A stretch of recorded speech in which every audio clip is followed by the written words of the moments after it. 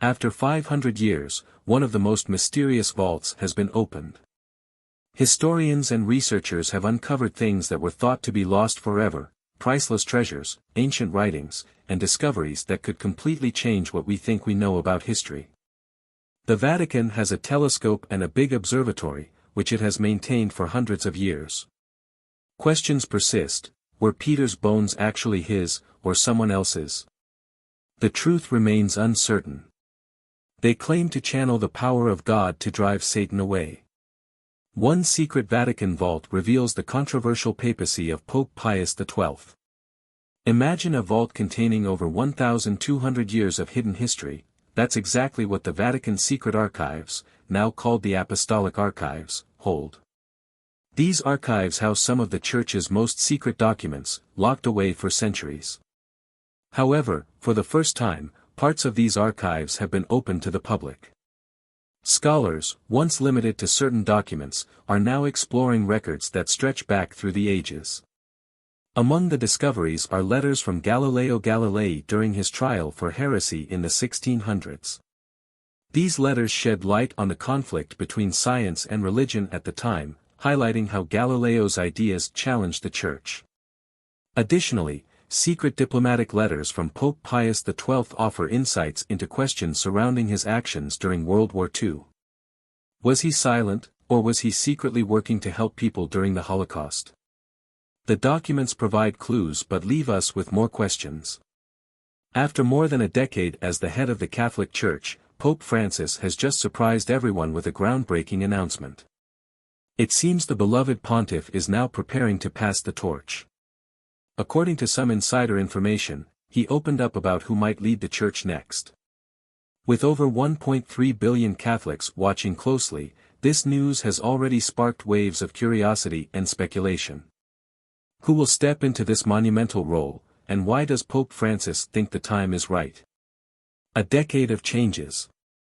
Before we tell you about Pope Francis's big announcement, let's talk about why it is such a monumental moment.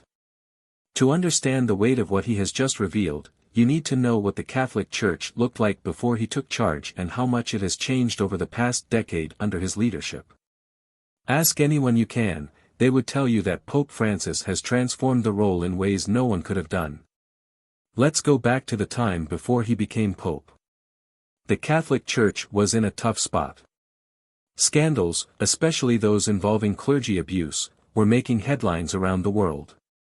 The Church's handling of these issues often felt inadequate, to say the least, and many people lost trust in its leaders. On top of that, the Church was seen as out of touch with modern life. Its rigid traditions, lack of transparency, and unwillingness to address pressing global issues made it feel distant from the struggles of everyday people. Then came a moment no one saw coming. Pope Benedict XVI announced his resignation in 2013. It was the first time in nearly 6 centuries that a pope had stepped down voluntarily, leaving the Church in a state of uncertainty. And then came Pope Francis. From the moment he was introduced as the new leader of the Catholic Church, it was clear he was not going to be like his predecessors. For one thing, he was the first pope from the Americas, hailing from Argentina, and the first Jesuit to hold the position. He also chose the name Francis, inspired by Saint Francis of Assisi, a saint known for his humility and dedication to the poor. That choice alone said a lot about the kind of leader he wanted to be. But let's talk about what he actually did, because that's where things get interesting. Within months of becoming pope, Francis began gaining attention for the work he had been doing. He chose to live in a modest guesthouse rather than the luxurious apostolic palace, breaking a centuries-old tradition.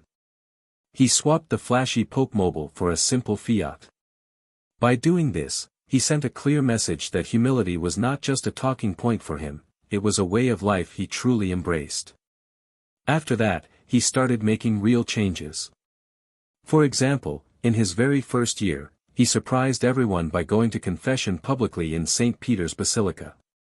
The world watched as the Pope himself knelt before a priest and confessed his sins.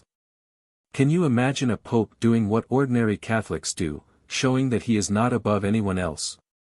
That one act set the tone for his entire papacy.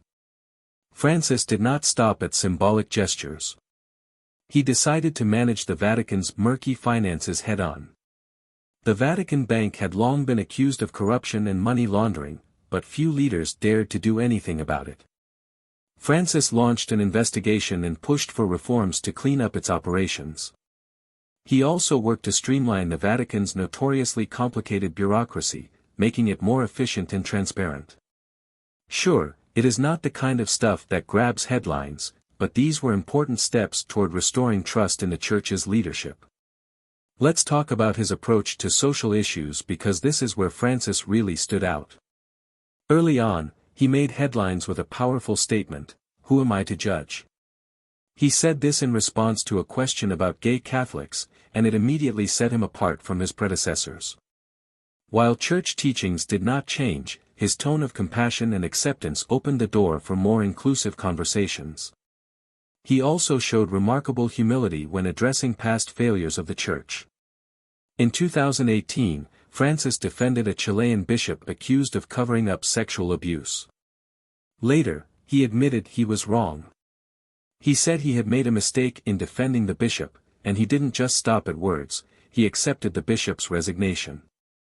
Actions like these made it clear that he was not afraid to admit faults and take responsibility, something rarely seen at his level. Then there is his work on climate change.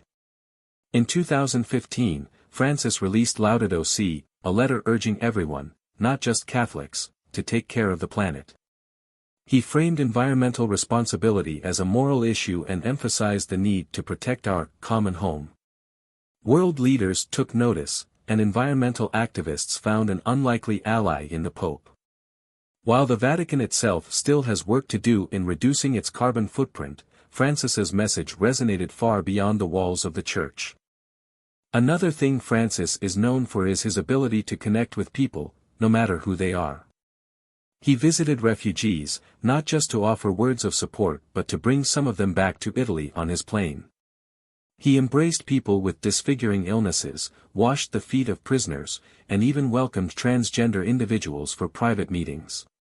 Everyone observing his actions knows that none of these gestures were for PR, they were deeply personal acts of compassion that showed his commitment to making everyone feel valued and included.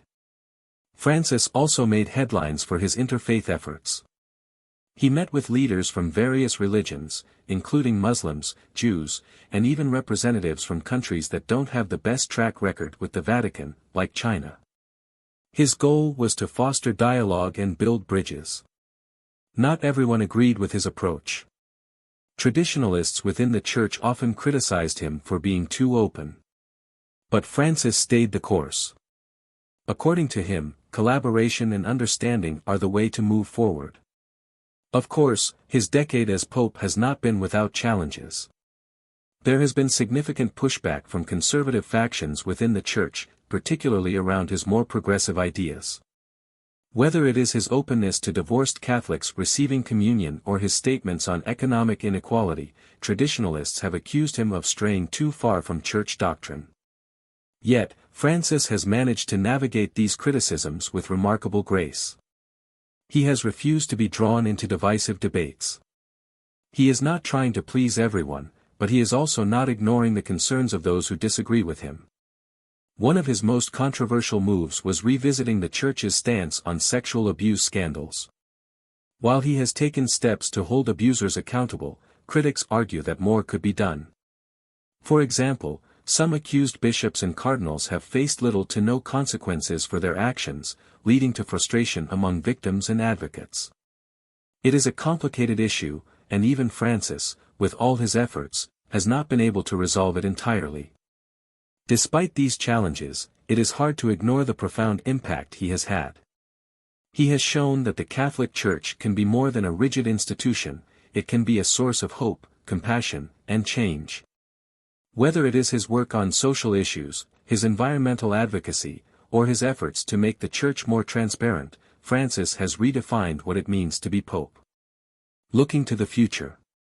His decade of leadership has been anything but ordinary, and that's exactly what makes his recent announcement so significant. So who is the next Pope going to be? Has he announced the name yet? The next Pope. We have been hearing rumors for a while now that Pope Francis has been quietly considering his successor. Sure, he has said he has no plans to step down anytime soon. But after more than a decade of transformative leadership, it is only natural that he would want to make sure the Church's future is in the right hands. And with everything he has done to shape the Catholic Church, you can bet he has some strong ideas about what kind of leader should follow him.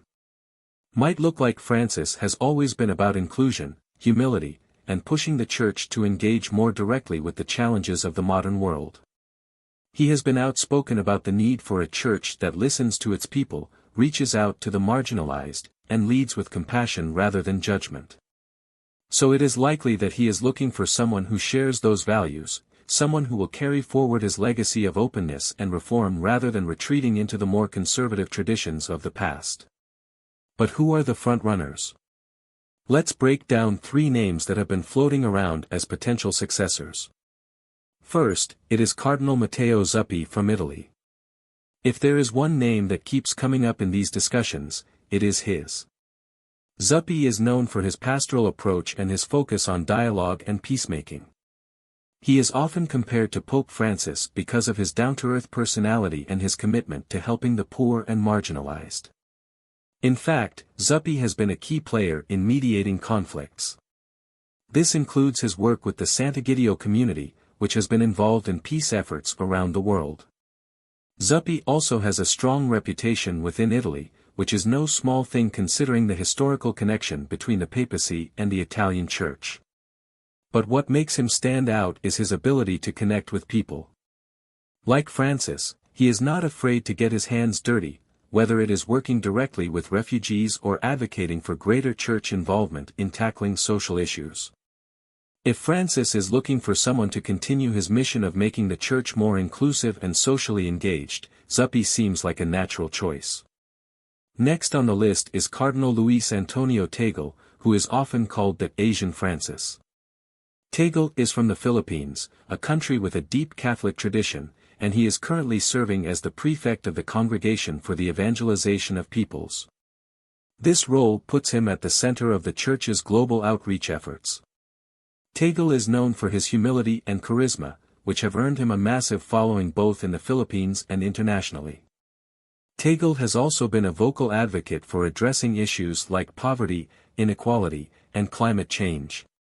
He is deeply connected to Francis's vision of a church that prioritizes compassion and action over rigid doctrine. Plus, he brings something new to the table as a representative of the Global South, where Catholicism is growing rapidly. Having a pope from this region could signal a shift toward a more globalized church, one that reflects the diversity of its followers. The great thing is that Tagle is also a skilled communicator. His speeches and sermons are known for being heartfelt and relatable, often bringing people to tears. It is not hard to imagine him stepping into the role of pope and continuing the work Francis started, especially when it comes to reaching out to younger generations and making the Church feel more relevant in today's world.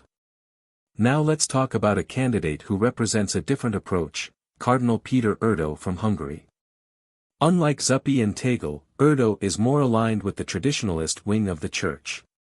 He is a scholar and canon law expert with a reputation for being a steady, no-nonsense leader. As the Archbishop of Esztergom Budapest, he has focused on preserving the Church's teachings and maintaining its doctrinal integrity. Erdo has also played a prominent role in the European Church, particularly in addressing the challenges of secularization and declining church attendance in the region.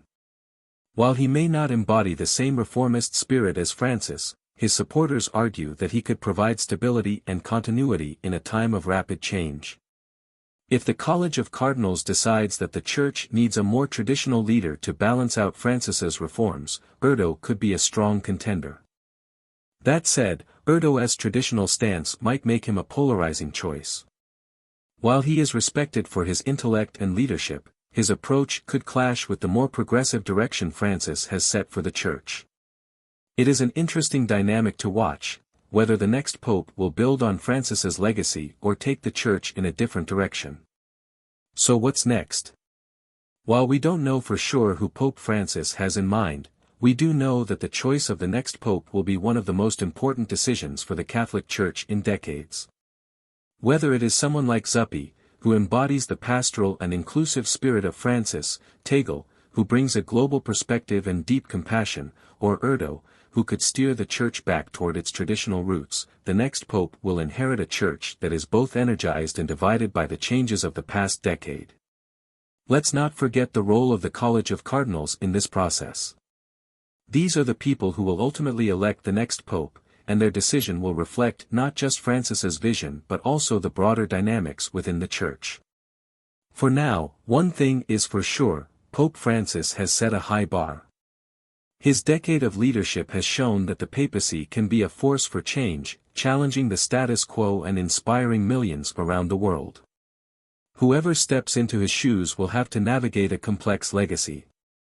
They will have to balance the need for continuity with the ever-present demand for progress. But what will happen after that? What happens when one pope steps down, passes away, and another takes the reins?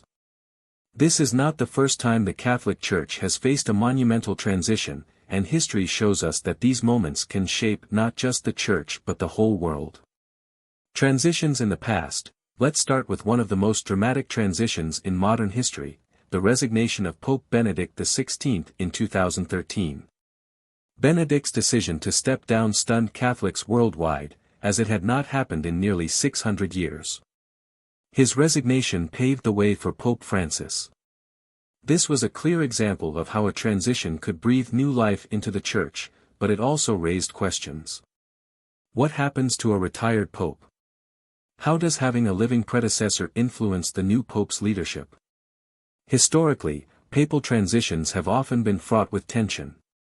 Take, for example, the Great Schism of 1378, when rival factions within the Church elected competing popes, leading to decades of division.